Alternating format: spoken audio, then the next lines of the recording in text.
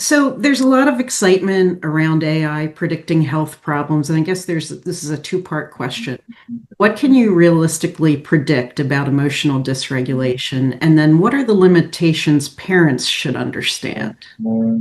Yeah, I appreciate this question because there is a lot of hype around AI in healthcare, right? And as of today, there is a lot that, we can already do, but there's a long ways forward.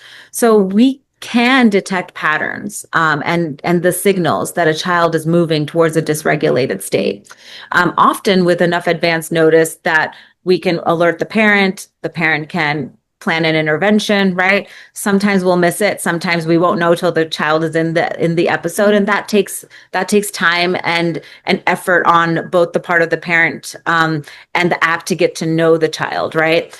But early detection of something that's already beginning physiologically, something we can pick up with these sensors, this is personalized and doable today. We can do this.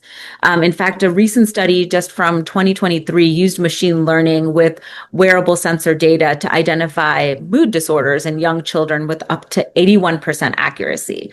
This was, though, to say one study, one pilot, and we're really still quite far away from diagnosing. And so diagnosis, I think, is what we should be careful about. That might be a very long-term goal in the industry, right? Before that will probably come what children are at highest risk for persistent problems.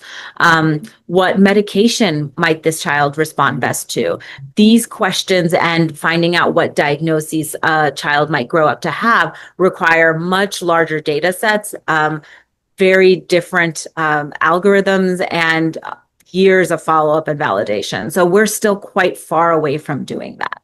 Okay. Machine learning does find patterns, right? Like I talked about earlier, but every child is unique. Every family and situation is unique. So we're not trying to pretend that we're going to figure everything out, right? We're really building tools to support families and not make any definitive predictions about any child's future.